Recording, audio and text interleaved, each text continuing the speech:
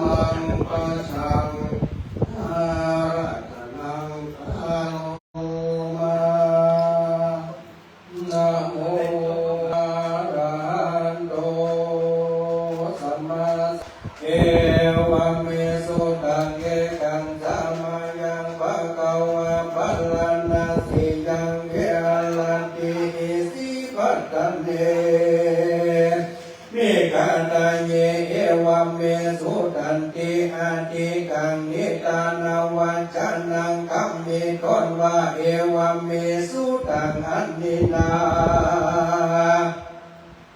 เป็นนิทานาวัจนะแห่งสุตอันนี้อันธรรมหาอนันตาเด่นเจ้าตนมีธรรมะเทกาและก่าวแก่อรหันตาเจ้าตั้ง500 องค์มีพระมหากัสสปะเดชเป็นพระตาในเมื่อสังฆายนาธรรมวันนั้นว่าปันเตแด่พระอริยกัสสปะเป็นเจ้าอิทังธรรมปวัตตนาสูตรอันว่าธรรมจังกัปปวัตตนาสูตรอันนี้นาอันกะชื่อว่าอนันตในสันดับพระปังมาเทกาผู้แก้วคือว่าปากแห่งพระพุทธเจ้าด้วยอาการต่างการจังพิจัรชนานิเลนาเอกังสัมมายังมีสัมมายังกาลกับหนึ่งสัพพัญโยพระพุทธเจ้าโตมีปากายธรรมอันงามอยู่สำราญในป่าอิสิปัตตนามีกาตายาเป็นที่เหืออาไปแก่เนื้อทั้งหลายที่ไกเวียงปาลานาสีพักมัน500เกณฑ์กาขันโดตาราโกปะกวาปัญจวัคคีย์เยภิกขุอามันเทสีในกาลนั้นพระพุทธเจ้าก็จะซึ่งปัญจวัคคีย์หาตนโดยคำว่าเทเวเมภิกขเวดูราภิกขุทั้งหลายโกต่างทรงพระการอันนักปราชญ์บอกวันเสพมีประการสันใดกิญญาอันประกอบด้วยสุขอันติดกองในกามคุณทั้งหลายอันเป็นกิเลสกามและวัตถุกรรมปุงอันลามาตาถอยจาว่าเป็นของเจ้าปุถุชนะเอาต่อใจของอริยเจ้าอันก็เป็นปัญโยชนะสักอันประการหนึ่งปริญญาประกอบไปโดยเพียรอันการทำลำบากแก่ตนเป็นดังอันยากอิทธิจิตป่วยในกาละเดือดูร้อนปล่อยไปทำไฟไว้ไปลังและข้างซ้ายข้างขวาส่วนว่าไปนั่งอยู่ในระแวกกลางกองไฟไปบนก่อฮือฮ้อนโดยรัศมีพระอาทิตย์ปฏิบัติตนเนื้อลำบากแก่ตนอันนี้ก็มาเป็นกองปฏิบัติแห่งอริยเจ้าทั้งหลายกระทำแล้วบอกเป็นคุณปัญโยชนะสักอันและนาเอเตภิกขเวอุโปอันเตอนุปกัมมามัชฌิมาปฏิปทาตุลาภิกขุทั้งหลายพระตันตากตาปฏิบัติเข้าไปสู่กาทางทั้งสองอันนี้อยู่ตามกลางคือว่าบอกให้นักบ่ญาณก็จริงได้ดัลลัดปัญญาสัพพัญโยตัญญาบังเกิดยังตัวคือปัญญาอันเล็งหันตามทั้งมวลญาณกาลนีอันบังเกิดยังญาณปัญญาเล็งหันตามทั้งมวลเป็นไปเพื่อลำงับยังกิเลสทั้งมวลเพื่อดัลลัดยิ่งยังอริยสัจธรรมเพื่อคือการทำนิพพานแจ้งและนาการธรรมจักษาภิกขเวดุราภิกขุทั้งหลายส่วนพระมัชฌิมาปฏิปทาก็เป็นปฏิบัติเป็นปานกลางบอกเก่งบ่ญาณมากนักตาตากตาได้ตาละเป็นสัพพัญโยบังเกิดอาเร่งหันทำตั้งมวลก็เพื่อเป็นไปเนื้อหลังงับตับเสียงยังกิเลสตัณหาตั้งมวลเพื่อเหือโหยิ่งเว วักจักมาก็ทำเพียงอย่างนิพพานเนื้อแจงกรุงได้จาอาญะเมวะอาริโยอัตถังยิโกส่วนว่ามัชชิมา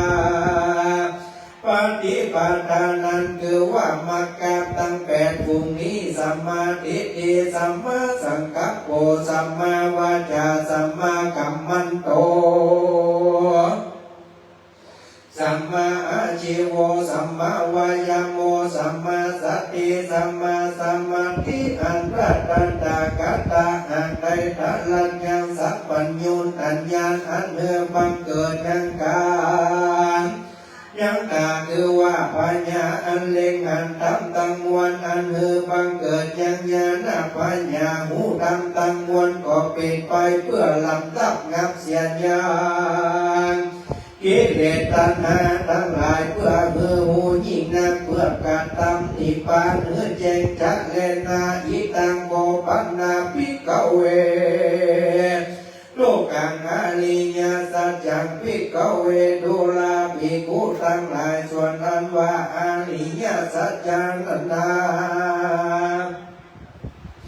ปฏิสนธิกำเนิดเกิดมาแห่งสัตว์ทั้งหลายอันเป็นทุกข์มากนักตั้งแต่เกิดมาในท้องแม่หิยาอันจักได้ยินก็บ่มีเพียงย่ำได้เสวยทุกข์ในตนในใจบอกขาดสายเป็นดังอยู่ในโลกันตันนรกนั้นแลเป็นบาลาจะเท่าแก่ก็เป็นทุกข์เป็นว่าเพียที่อันบังเกิดในตนทั้งมวลก็เป็นทุกข์แม้ว่ามรณะการยุติตายแตกมันจากกันธาตุทั้งห้าก็เป็นทุกข์กิยาอันประกอบด้วยผู้อื่นมาจางยังตนก็เป็นทุกข์การได้พันปากจากกองอันเป็นที่หาของมาทุกบานไกลได้วัตถุอันใดและก็ได้ตามภาธนาดังอันก็เป็นทุกสังเกตเดนะปัจจุปัตตานักกันตาทุกขากิญญาอันบังเกิดยังกันตาตั้งหาคือว่ารูปกันตาเวทนากันตาสัญญากันตาสังขารกันตาวิญญาณกันตาก็เป็นทุกข์มากนักอิตังโกปันนาภิกขเว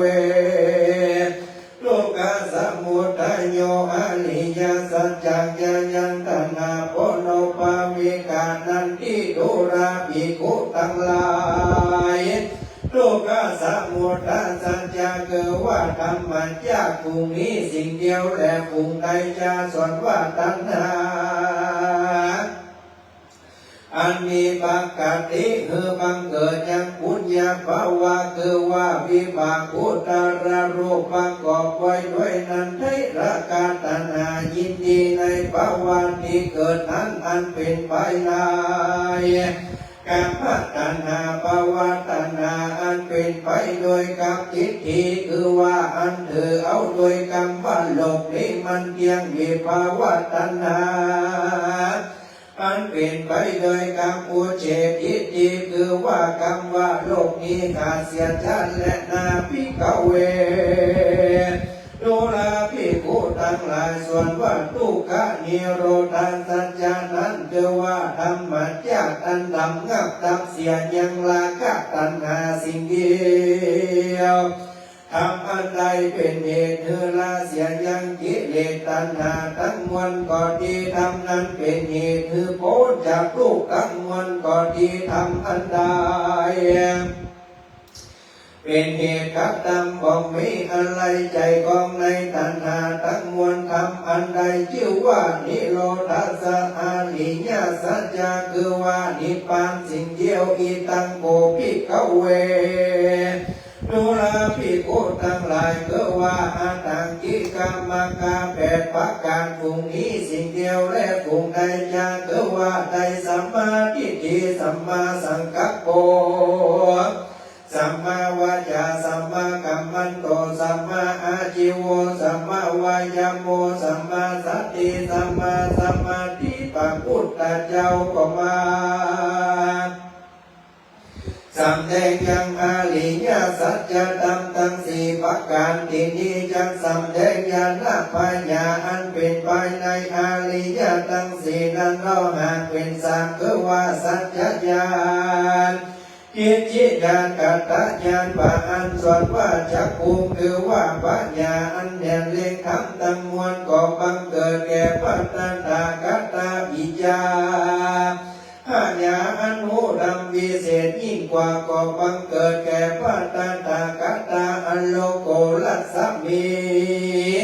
คือว่าปัญญาอันรุ่งเรืองส่องแจ้งหันธรรมทั้งมวลก็มาบังเกิดแก่ปัตตากัตตาในธรรมทั้งหลายอันปัตตากัตตาพอได้ฟัง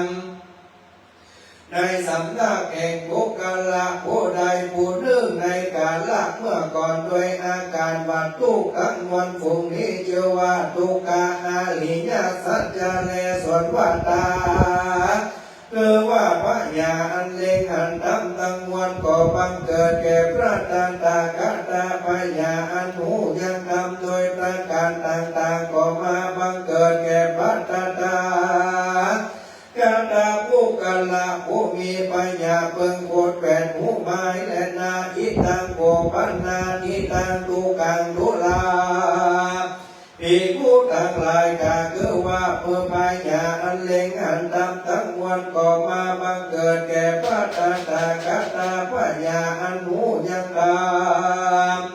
บางวิเศษก็ยังบังเกิดแก่พระตกัตตารัศมีคือว่าปัญญาอันรุ่งเรืองส่องแจ้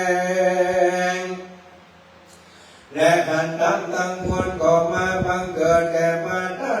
กัตตาในธรรมทั้งมวลอันพระตกัตตาได้ฟังในสำนักแห่งภูมิกัลละผู้ใดในกาลเมื่อก่อนตนพระก่อนใดทันละโหโดยคำว่าทุกข์ทั้งมวลฝูงนี้เป็นทุกข์แต่แลส่วนว่าทุกขสมุทัยสัจจะนั้นคือว่าตัณหาทั้งมวลนั้นมันว่าผู้มีปัญญาเบิ่งละเสียตังโกปันนิตังทุกขังสมุทัยยังอริยสัจจะธรรมส่วนนั้นว่าทุกขสัจจะคือว่าตัณหาทั้งมวลอันพระตกัตตาในละเสียแล้วจะอิตังทุกขานิโรธังอริยสัจจังเมภิกขเวดุลาภิกขุทั้งหลายส่วนวัตตาคือว่าปัญญาอันเล็งหันธรรมทั้งมวลก็มาบังเกิดแก่ปัตตากัตตาปัญญาอันหูธรรมทั้งมวลก็มาบังเกิดแก่ปัตตากัตตาปัญญาอันหูธรรมทั้งหลายด้วยประการต่างๆก็มาบังเกิดแก่ปัตตากัตตาปัญญา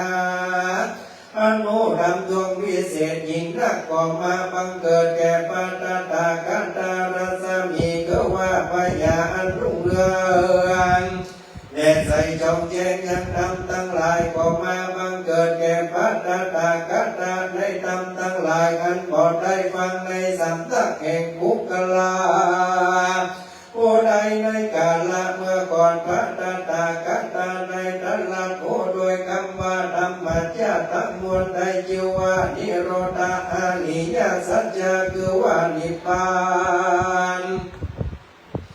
สิ่งเดียวแลภิกขเวดุลาภิกขุทั้งหลายทุกขานิโรธาอริยสัจจะนั้นคือว่านิพพานบุคลาผู้มีปัญญาเบิ่งหือแจ้งตามดังพระตกัตตากัตตาแจ้งส่วนวัตตาคือว่าปัญญาอันเล็งหันธรรมอุปาทิกรรมาบังเกิดแก่ปัตตากัตตาปัญญาอันหูธรรมทั้งมวลก็มีด้วยประการต่างๆก็มาบังเกิดแก่ปัตตากัตตาปัญญาอันหูธรรมวิเศษยิ่งนักก็มาบังเกิดแก่ปัตตากัตตารัศมี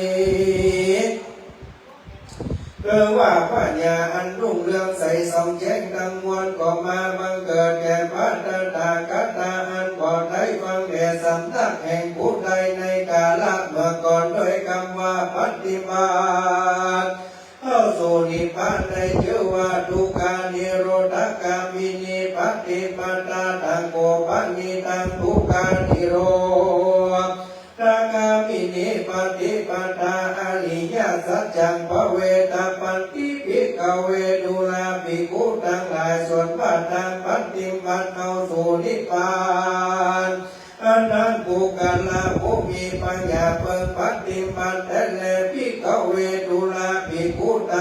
ส่วนอันวัฏฏาคือว่าพญาอันเล็กหันทำตั้งมวลก่อมาบังเกิดแก่ปัตตาตากาตาพญาอันหูทำตั้งมวลก่อมาบังเกิดแก่ปัตตาตากาตาพญาอันหูดำโดยประการต่างๆก่อมาบังเกิดแก่ปัตตาตากาตาพญาอันหูดำอันยิ่งก่อมาบังเกิดแก่ปัตตาตากาตารัศมีคือว่าพระญาอันรุ่งเรืองใสส่องแจ้งหันทำทั้งมวลก็มาบังเกิดแก่ปัตตาตากาตาอันบอดได้ฟังในสำนักแห่งภูกละผู้ใดผู้หนึ่งในกาลเมื่อก่อนปัตตาตากาตาหากได้ทันละดูด้วยคำว่าทุกขานิโรธอากามินิปฏิปตาพระหากได้จำเลิศแล้วแลอธิบายว่าทำตั้งมวลเป็นสังกัดตาคือว่าพอฟังและพอเรียนในสำนักแห่งผู้ใดในกาลเมื่อก่อนพระตาตากตาได้ตลาดสัจจะทั้งสี่ด้วยกรรมอันนี้เป็นสมุทัยสัจจะอันเป็นมรรคสัจจะปัญญาก็ด้วยสัจจะธรรมทั้งสี่สันนิในชื่อว่าสัจจะและนาปัญญาอันด้วยคำว่าทุกขาสัจจะเป็นปริญญาญาภูกละภูมิปัญญาเบื้องแปดกฎหมายหูสมุทัยสัจจะเป็นปหาการบังคับปัญญาเบื้องละเสียอย่างนิโรธสัจจะเป็นสัจจะกัตตปังเบื้องกัตตเมื่อแจ้งมรรคสัจจะเป็นภเวตัมปะคือบังเกิดมาเกิดบังจำเดินแต่ในปัญญาอันหูดังนี้ในชื่อว่ากิจจักญาณังปัญญาอันหูโดยกรรมทุกขสัจจะได้กฎหมายแก่ทุกแล้วสมุทัยสัจจะเป็นปาหินาพระตถาคตก็ได้ละเสียแล้วก็ได้กระทำเนื้อแจ้งภาการสัจจะเป็นปวิทาภาก็ได้จำเดินด้วยปัญญาอันหูดำชื่อว่าการตญาณปัญญาอันนี้ก็เป็นไปในธรรมทั้งสี่เป็นธรรมสามจำพวกประกอบไปโดยก็มาบังเกิดแต่ปัตตาตากาตาเนยาวะกิวันจัมเมพิกเวเอเมสุจตุอาริยสัจเจสุเอวันติภิกเวนุราภิกขุทั้งหลายส่วนปัญญาปัญญาอันเล็งหันทำตั้งมวลแก่กันในอาริยสัจจะทำทั้งหลายสี่จำพวกนิดาคือว่าปริวัตสัญญากัตตญาณคือมีอาการได้12คือว่าทุกขาสัจจะทุกขาปริญญาทุกขาปริญญาทุกขาสมุทัยปะหาตปังสมุทัยปะหินานิโรธาสัจจะนิโรธาสัจจะนิโรธาสัจจิกาตปังนิโรธนาคสัจจะมะกะภเวตปังทุกขานิโรธกามินิปตาภเวตาปะกาหนึ่งอันกาวัดนินาอันเป็นธรรมบริสุทธิ์ยิ่งนักก็มาบังเกิดแก่พระตถาคตอาจยวากิวันจัตตลาต่อเต้าดังอันนาวาปัญจญาสิ่งพระตถาคตปฏิบัติสิ่งเดียวตลาดได้ตลาดเป็นสัมมาสัมพุทธเจ้าอนุตตรังบ่มีธรรมอันใดยิ่งในโลกอันเป็นกับไปด้วยมารกับด้วยคงเป็นไปกับด้วยพรามแต่เทวดาทั้งหลายญาโตจักโขมิภิกขเวอิเมสุจตุสุอาริยสัจเจสุเอวันติปาริวัตังตวัตสะกลังยะตาพุตังยานาตัสสันตังสุวิสุตังอาโหสิภิกขเวโดลาภิกขุทั้งหลายส่วนปัญญาอันนี้นาก็เป็นธรรมอันควรแก่ในอาริยสัจธรรมทั้งสี่จำพวกนี้อันเป็นภริวัตวัตตาสี่จำพวกอันมีในอาการได้12ประการด้วยอันบริสุทธิ์ตัดนักก็มาบังเกิดแก่พระตถาคตญาโกจักโกในกาลนั้นนาปัญจญาสิ่งพระตถาคตก็คือปัจจญาด้วยกรรมว่าทันลัดปัญญาสัพพัญญูตัญญาได้ทันลัดหูยังนำสี่อนุตตรังอันเป็นธรรมประเสริฐล้ำเลิศกว่าธรรมทั้งหลายในโลกโลกาทั้งมวล รอันเป็นไปด้วยกับเทวดาเป็นไปด้วยกับมารเป็นไปด้วยกับพรหมเป็นไปด้วยกับสัมมาณความและบุคคลเทวดาทั้งหลายยันนัญจะมีรัศนาพุทธปันติยุลาเอกอุทั้งหลายส่วนปัญญาณปัญญาอันเล็งหันธรรมชาติทั้งมวลก็มาบังเกิดแก่ปัตตากัตตาอาการบาปิมุตตะธรรมอรหันตปัลลาคือว่าสัพพัญญูตัญญาแห่งพระตถาคตอากุปามีอันมีกิเลสตัณหาบละบังเสียได้กิญญาอันบังเกิดปางนี้แห่งพระตถาคตอันเกิดเป็นปางสุดปางซอยปฏิสุทธิกำเนิดมาเกิดแห่งเราก็บ่มีแก่พระตถาคตในกาลวันนี้และอิตัมมโวจักภควาอัตมานาเดปัญจวัคคียภิกขุภควโตปาสิตังอภิทันตุภควาอันว่าสัพพัญญูพระพุทธเจ้าตนมี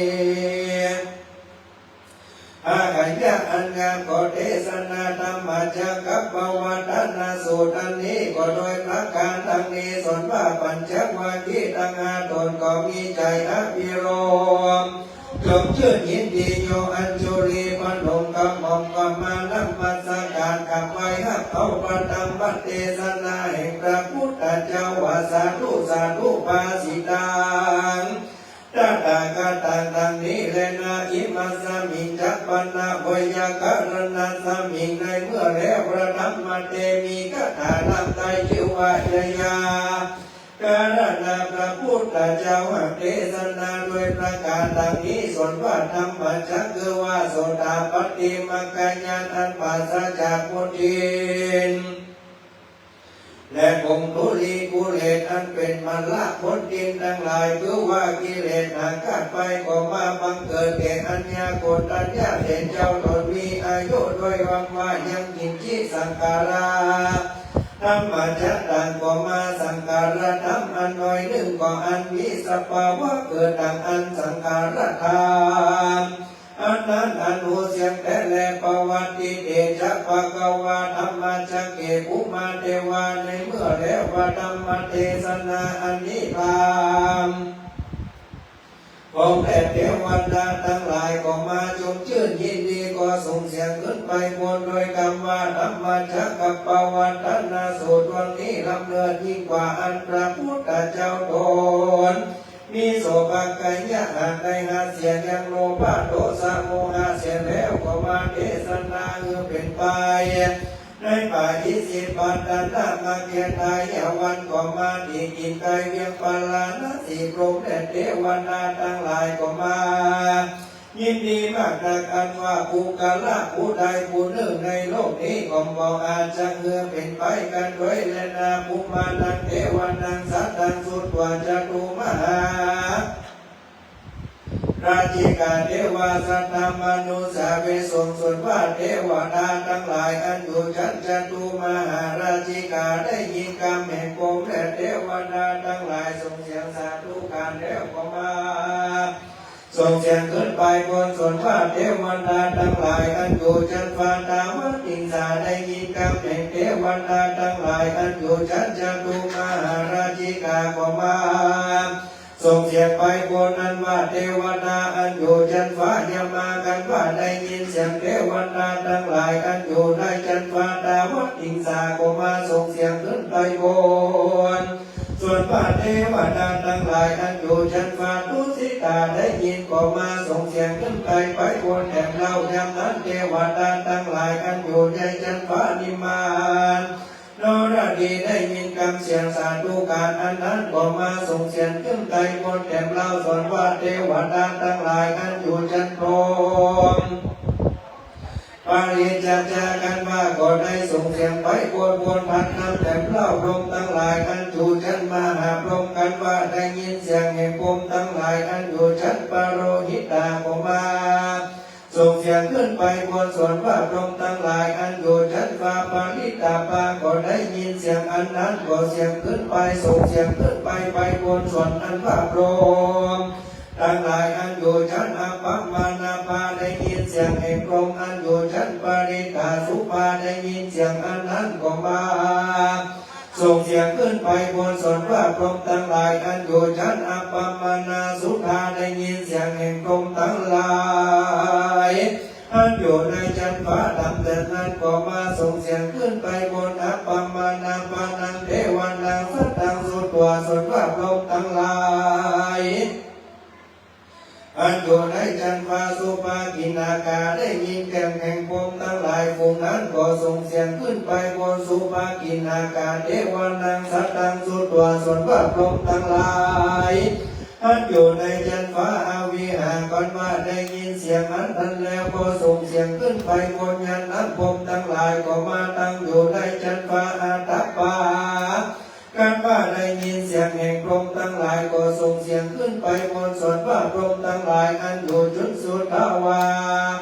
สุนัสสาการว่าได้ยินเสียงแห่งพรหมทั้งหลายอันอยู่จันฟ้าอัตตปาก็มาส่งเสียงขึ้นไปบนสวรรค์ว่าพรหมทั้งหลายอันอยู่ในจันฟ้าดูสูถ้าสี่อันนั้นได้ยินเสียงพรหมทั้งหลายก็มาส่งเสียงขึ้นไปบนสุภากินากาเทวานังสุตวาสนว่าพรหมทั้งหลายอันอยู่จันฟ้าอาการนิตากาก็ส่งเสียงขึ้นไปบนด้วยคำว่าธรรมจักรปวัตนาสูตรนี้บาเสริฐยิ่งนักอันพระพุทธเจ้าตนมีโสภากัญญาอันงามกว่าเทศนาเป็นไปในป่าอิสิปตนามีการตายาอันมีจิตไกเวียงปาลานาสีหันเลนาธรรมจักรปวัตนาสูตรนี้สรมก็ดีพรามก็ดีเทวดามันพรหมทั้งหลายก็ดีผู้กาละผู้ใดในโลกนี้ก็มองอาจจะหือเป็นไปได้สัทธะสำเนียงเสียงอันเทวดาและพรหมทั้งหลายก็มาห้องเป่าตักเตือนกันได้ยินก็มาแผ่สลากขึ้นไปตั้งแต่พื้นดินเอินไปนหลับต่อเต้าอาการนิทาพรหมโลกในขณะมาเดียวมาหุตายามนั้นโดยประการดังกล่าวมานินานาส่วนอันว่าพรหมได้หมื่นโลกจักรวาลทั้งมวลสังคัมปีก็เวียนไปบนสัมปักคัมปีคำทำไปลูกไปบนสัมภเวทีก็มาสนานบันใบพุทธมาตุกับจูปายส่วนว่าโอปาทัสสามีอันรุ่งเรืองใสสองแจงป่าเสริฐก็มาบังเกิดกับตนพระบานบ่ได้ร่วมคำอนุภาวะเอกเทวนาและพรหมทั้งหลายก็มาปรากฏในโลกนี้ก็ด้วย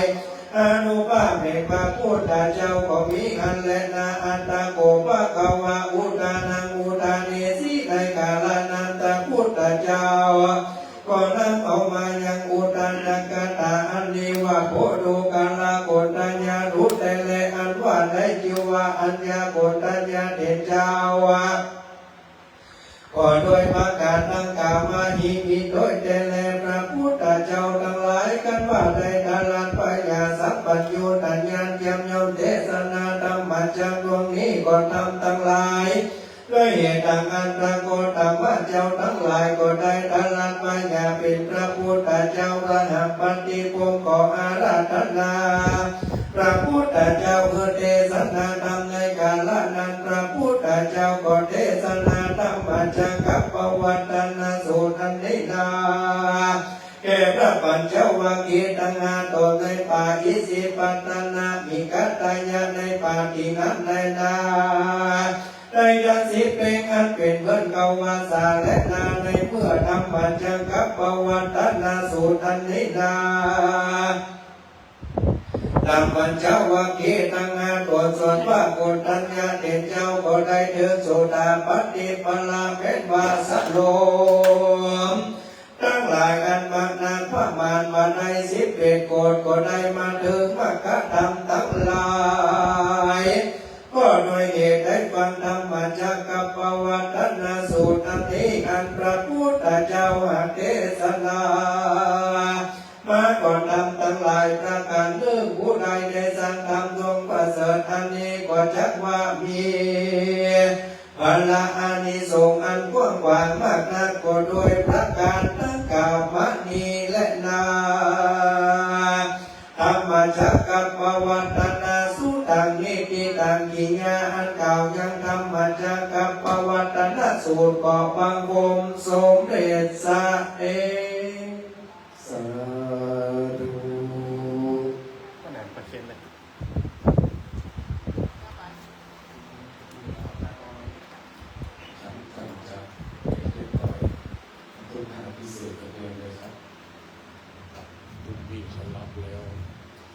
สัพพิติโยวิวัชชันตุสัพพะโรโควินัสสันตุปะเตภวัตตังกะโยสุขีติกายุโกภวะอภิวาทนาสีสันติจังกา